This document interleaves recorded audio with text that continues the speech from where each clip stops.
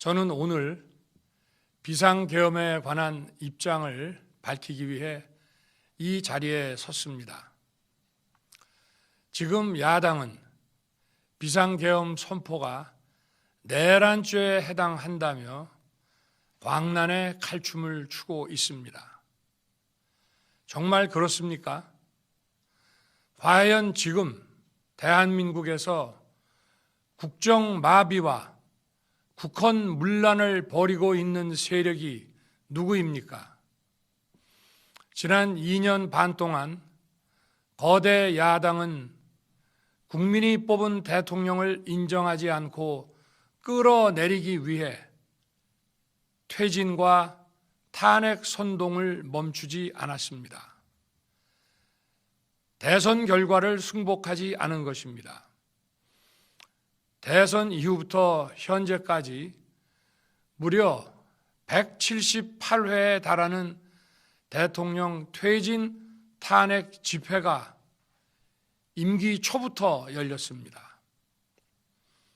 대통령의 국정 운영을 마비시키기 위해 우리 정부 출범 이후부터 지금까지 수십 명의 정부 공직자 탄핵을 추진했습니다. 탄핵된 공직자들은 아무 잘못이 없어도 소추부터 판결 선고시까지 장기간 직무가 정지됩니다. 탄핵이 발의되고 소추가 이루어지기 전 많은 공직자들이 자진 사퇴하기도 하였습니다.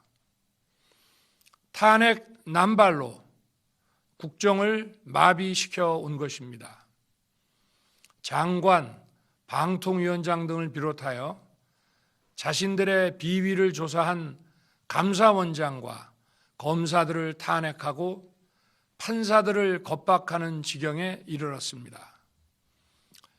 자신들의 비위를 덮기 위한 방탄 탄핵이고 공직기관과 법질서를 완전히 무너뜨리는 것입니다.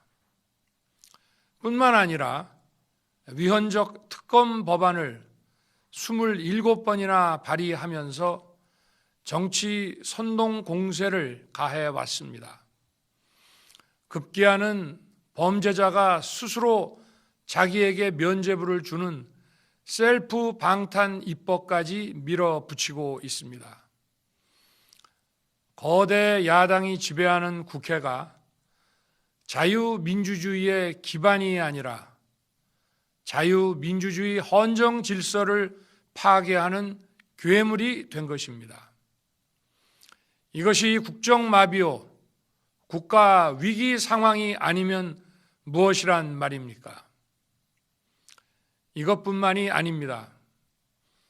지금 거대 야당은 국가 안보와 사회 안전까지 위협하고 있습니다. 예를 들어 지난 6월 중국인 3명이 드론을 띄워 부산에 정박 중이던 미국 항공모함을 촬영하다 적발된 사건이 있었습니다. 이들의 스마트폰과 노트북에서는 최소 2년 이상 한국의 군사시설들을 촬영한 사진들이 발견됐습니다. 지난달 40일에는 40대 중국인이 드론으로 국정원을 촬영하다 붙잡혔습니다. 이 사람은 중국에서 입국하자마자 곧장 국정원으로 가서 이 같은 일을 벌인 것으로 확인됐습니다. 하지만 현행 법률로는 외국인의 간첩 행위를 간첩죄로 처벌할 길이 없습니다. 이러한 상황을 막기 위해 형법의 간첩죄 조항을 수정하려 하였지만 거대 야당이 완강히 가로막고 있습니다. 지난 정권 당시 국정원의 대공수사권을 박탈한 것도 모자라서 국가보안법 폐지도 시도하고 있습니다. 국가 안보를 위협하는 간첩을 잡지 말라는 것 아닙니까? 북한의 불법적인 핵무장과 미사일 위협 도발에도, GPS 교란과 오물 풍선에도, 민주노총 간첩 사건에도 거대 야당은 이에 동조할 뿐 아니라 오히려 북한 편을 들면서 이에 대응하기 위해 고군분투하는 정부를 흠집내기만 했습니다. 북한의 불법 핵 개발에 따른 UN 대북 제재도 먼저 풀어야 한다고 주장합니다. 도대체 어느 나라 정당이고 어느 나라 국회인지 알 수가 없습니다.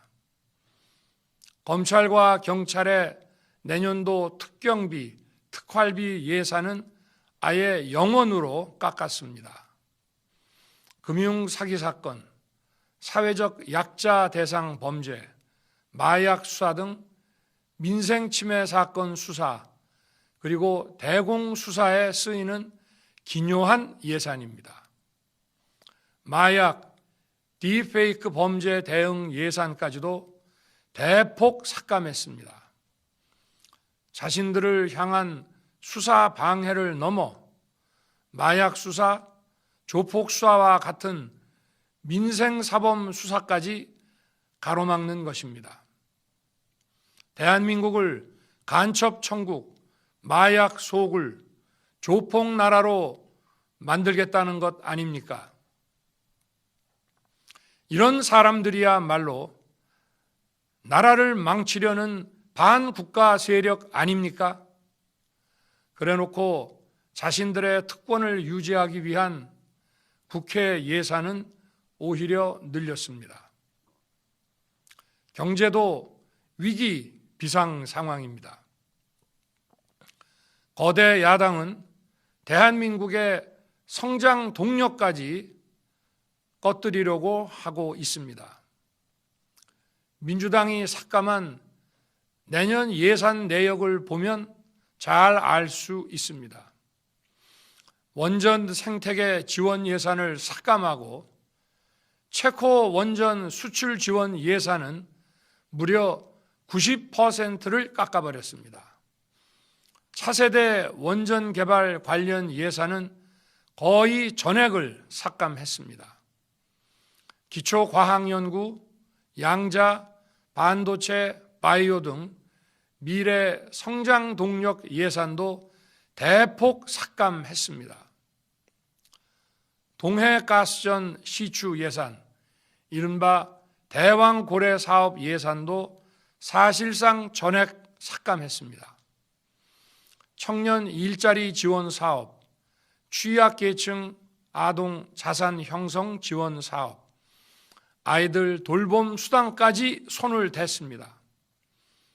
산업 생태계 조성을 위한 혁신 성장 펀드, 강소기업 육성 예산도 삭감했습니다. 재해 대책 예비비는 무려 1조 원을 삭감하고 팬데믹 대비를 위한 백신 개발과 관련 R&D 예산도 깎았습니다.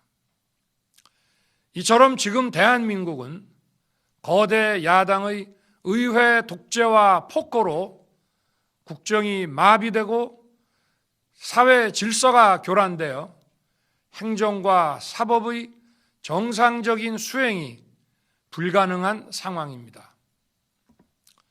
국민 여러분, 여기까지는 국민 여러분께서도 많이 아시고 계실 것입니다. 하지만 제가 비상계엄이라는 엄중한 결단을 내리기까지 그동안 직접 차마 밝히지 못했던 더 심각한 일들이 많이 있습니다. 작년 하반기 선거관리위원회를 비롯한 헌법기관들과 정부 기관에 대해 북한의 해킹 공격이 있었습니다. 국가정보원이 이를 발견하고 정보 유출과 전산 시스템 안전성을 점검하고자 했습니다. 다른 모든 기관들은 자신들의 참관하에 국정원이 점검하는 것에 동의하여 시스템 점검이 진행되었습니다. 그러나 선거관리위원회는 헌법기관임을 내세우며 완강히 거부하였습니다. 그러다가 선관위의 대규모 채용 부정 사건이 터져 감사와 수사를 받게 되자 국정원의 점검을 받겠다고 한 발 물러섰습니다. 그렇지만 전체 시스템 장비의 아주 일부분만 점검에 응하였고 나머지는 불응했습니다. 시스템 장비 일부분만 점검했지만 상황은 심각했습니다. 국정원 직원이 해커로서 해킹을 시도하자 얼마든지 데이터 조작이 가능하였고 방화벽도 사실상 없는 것이나 마찬가지였습니다. 비밀번호도 아주 단순하여 1, 2, 3, 4, 5 같은 식이었습니다. 시스템 보안관리 회사도 아주 작은 규모의 전문성이 매우 부족한 회사였습니다. 저는 당시 대통령으로서 국정원의 보고를 받고 충격에 빠졌습니다. 민주주의의 핵심인 선거를 관리하는 전산 시스템이 이렇게 엉터리인데 어떻게 국민들이 선거 결과를 신뢰할 수 있겠습니까? 선관위도 국정원의 보안 점검 과정에 입회하여 지켜보았지만 자신들이 직접 데이터를 조작한 일이 없다는 변명만 되풀이할 뿐이었습니다. 선관위는 헌법기관이고 사법부 관계자들이 위원으로 있어 영장에 의한 압수수색이나 강제 수사가 사실상 불가능합니다. 스스로 협조하지 않으면 진상규명이 불가능합니다. 지난 24년 4월 총선을 앞두고도 문제 있는 부분에 대한 개선을 요구했지만 제대로 개선되었는지는 알 수 없습니다. 그래서 저는 이번에 국방장관에게 선관위 전산 시스템을 점검하도록 지시한 것입니다. 최근 거대 야당 민주당이 자신들의 비리를 수사하고 감사하는 서울중앙지검장과 검사들, 헌법기관인 감사원장을 탄핵하겠다고 하였을 때 저는 이제 더 이상은 그냥 지켜볼 수만 없다고 판단했습니다. 뭐라도 해야 되겠다고 생각했습니다. 이들은 이제 곧 사법부에도 탄핵의 칼을 들이댈 것이 분명했습니다. 저는 비상계엄령 발동을 생각하게 되었습니다. 거대 야당이 헌법상 권한을 남용하여 위헌적 조치들을 계속 반복했지만 저는 헌법의 틀 내에서 대통령의 권한을 행사하기로 했습니다. 현재의 망국적 국정마비 상황을 사회교란으로 인한 행정사법의 국가기능 붕괴 상태로 판단하여 계엄령을 발동하되 그 목적은 국민들에게 거대 야당의 반국가적 패악을 알려 이를 멈추도록 경고하는 것이었습니다. 그럼으로써 자유민주주의 헌정질서의 붕괴를 막고 국가 기능을 정상화하고자 하였습니다. 사실 12월 4일 계엄 해제 이후 민주당에서 감사원장과 서울중앙지검장 등에 대한 탄핵안을 보류하겠다고 발표하여 짧은 시간의 계엄을 통한 메시지가 일정 부분 효과가 있었다고 생각했습니다. 그러나 이틀 후 보류하겠다던 탄핵 소추를 그냥 해버렸습니다. 비상계엄의 명분을 없애겠다는 뜻이었습니다. 애당초 저는 국방장관에게 과거의 계엄과는 달리 계엄의 형식을 빌려 작금의 위기 상황을 국민들께 알리고 호소하는 비상조치를 하겠다고 했습니다. 그래서 질서 유지에 필요한 소수의 병력만 투입하고 실무장은 하지 말고 국회의 계엄 해제 의결이 있으면 바로 병력을 철수시킬 것이라고 했습니다. 실제로 국회의 계엄 해제 의결이 있자 국방부 청사에 있던 국방장관을 제 사무실로 오게 하여 즉각적인 병력 철수를 지시하였습니다.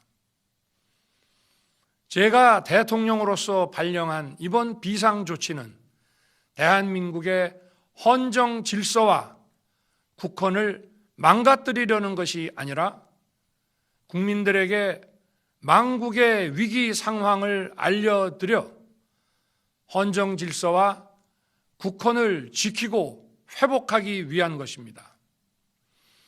소규모이지만 병력을 국회에 투입한 이유도 거대 야당의 망국적 행태를 상징적으로 알리고 계엄 선포 방송을 본 국회 관계자와 시민들이 대거 몰릴 것을 대비하여 질서 유지를 하기 위한 것이지 국회를 해산시키거나 기능을 마비시키려는 것이 아님은 자명합니다. 300명 미만의 실무장하지 않은 병력으로 그 넓디 넓은 국회 공간을 상당 기간 장악할 수 없는 것입니다. 과거와 같은 계엄을 하려면 수만 명의 병력이 필요하고 광범위한 사전 논의와 준비가 필요하지만 저는 국방장관에게 계엄령 발령 담화 방송으로 국민들께 알린 이후에 병력을 이동시키라고 지시했습니다. 그래서 10시 30분 담화 방송을 하고 병력 투입도 11시 30분에서 12시 조금 넘어서 이루어졌으며 1시 조금 넘어 국회의 계엄 해제 결의가 있자 즉각 군 철수를 지시하였습니다. 결국 병력이 투입된 시간은 한두 시간 정도에 불과합니다. 만일 국회 기능을 마비시키려 했다면 평일이 아닌 주말을 기해서 계엄을 발동했을 것입니다. 국회 건물에 대한 단전 단수 조치부터 취했을 것이고 방송 송출도 제한했을 것입니다. 그러나 그 어느 것도 하지 않았습니다. 국회에서 정상적으로 심의가 이루어졌고 방송을 통해 온 국민이 국회 상황을 지켜보았습니다. 자유민주 헌정 질서를 회복하고 수호하기 위해 국민들께 망국적 상황을 호소하는 불가피한 비상조치를 했지만 사상자가 발생하지 않도록 안전사고 방지에 만전을 기하도록 하였고 사병이 아닌 부사관 이상 정예 병력만 이동시키도록 한 것입니다. 저는 이번 비상계엄을 준비하면서 오로지 국방장관하고만 논의하였고 대통령실과 내각 일부 인사에게 선포 직전 국무회의에서 알렸습니다. 각자의 담당 업무 관점에서 우려되는 반대 의견 개진도 많았습니다. 저는 국정 전반을 보는 대통령의 입장에서 현 상황에서 이런 조치가 불가피하다고 설명했습니다. 군 관계자들은 모두 대통령의 비상계엄 발표 이후 병력 이동 지시를 따른 것이니만큼 이들에게는 전혀 잘못이 없습니다. 그리고 분명히 말씀드리지만 저는 국회 관계자의 국회 출입을 막지 않도록 하였고, 그래서 국회의원과 엄청나게 많은 인파가 국회 마당과 본관, 본회의장으로 들어갔고 계엄해제 안건 심의도 진행된 것입니다. 그런데도 어떻게든 내란죄를 만들어 대통령을 끌어내리기 위해 수많은 허위 선동을 만들어내고 있습니다. 도대체 2시간짜리 내란이라는 것이 있습니까? 질서 유지를 위해 소수의 병력을 잠시 투입한 것이 폭동이란 말입니까? 거대 야당이 거짓 선동으로 탄핵을 서두르는 이유가 무엇이겠습니까? 단 하나입니다. 거대 야당 대표의 유죄 선고가 임박하자 대통령의 탄핵을 통해 이를 회피하고 조기 대선을 치르려는 것입니다. 국가 시스템을 무너뜨려서라도 자신의 범죄를 덮고 국정을 장악하려는 것입니다. 이야말로 국헌문란 행위 아닙니까? 저를 탄핵하든 수사하든 저는 이에 당당히 맞설 것입니다. 저는 이번 계엄 선포와 관련해서 법적, 정치적 책임 문제를 회피하지 않겠다고 이미 말씀드린 바 있습니다. 저는 대통령 취임 이후 지금까지 단 한순간도 개인적인 인기나 대통령 임기, 자리 보존에 연연해 온 적이 없습니다.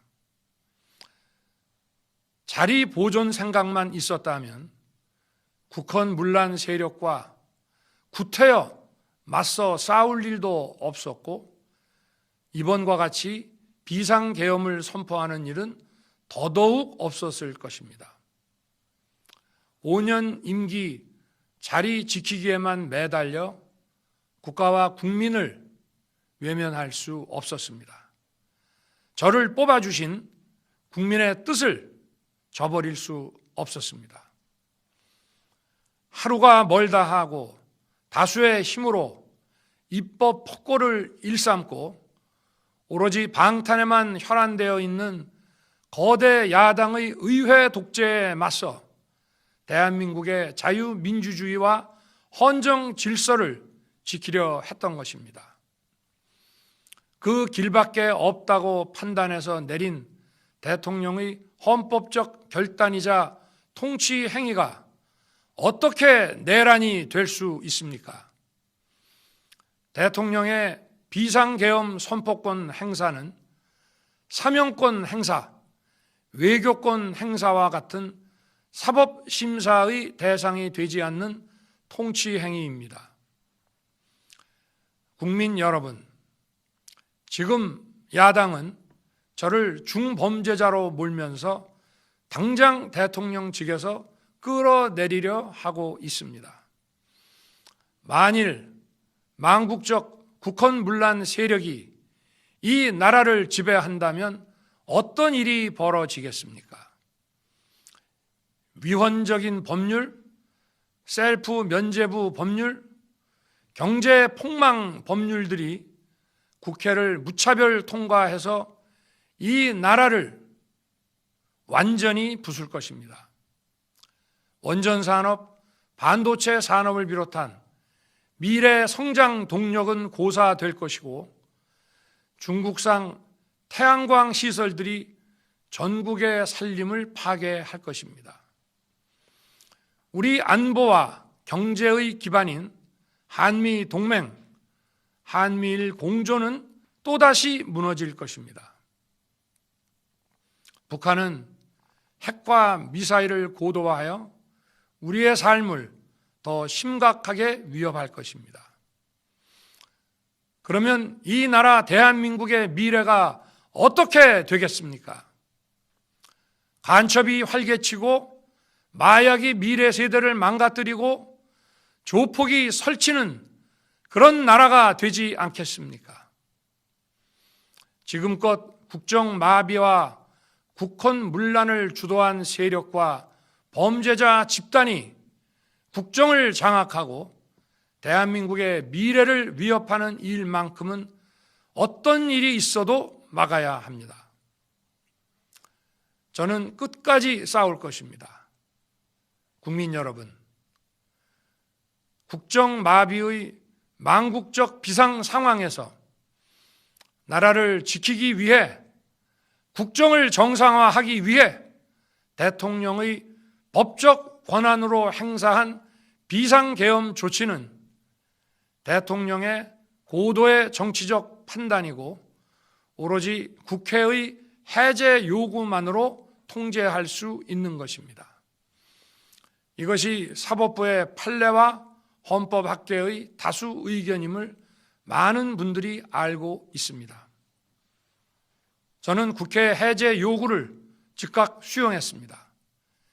계엄 발령 요건에 관해 다른 생각을 가지고 계신 분들도 있습니다만, 나라를 살리려는 비상 조치를 나라를 망치려는 내란 행위로 보는 것은 여러 헌법학자와 법률가들이 지적하는 바와 같이 우리 헌법과 법 체계를 심각한 위험에 빠뜨리는 것입니다. 저는 묻고 싶습니다.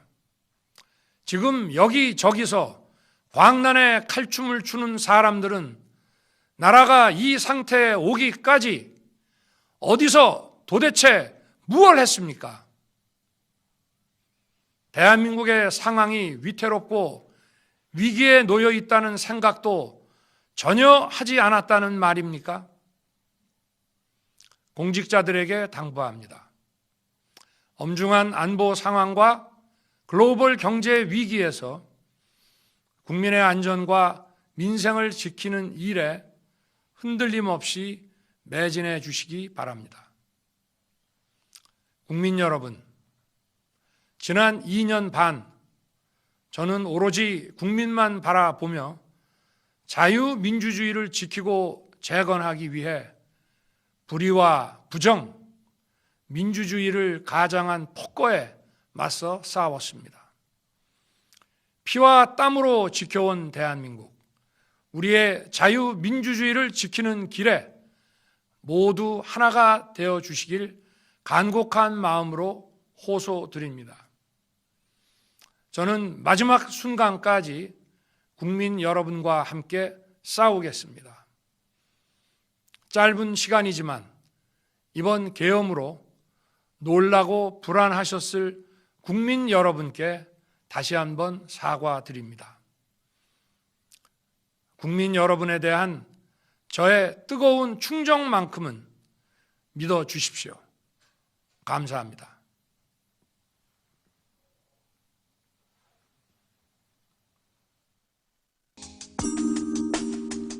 姐妹们总烦恼脸上细纹干燥与暗沉，现在起跟我一起放心交给 KS Royal Face 皇家颜值逆时奇迹系列。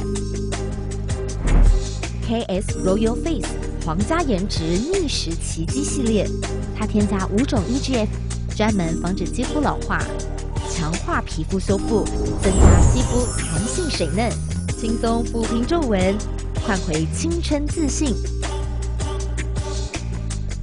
KS Royal Face 皇家颜值逆时奇迹，护肤露、全效精华、精华霜，即刻启动冻龄密码。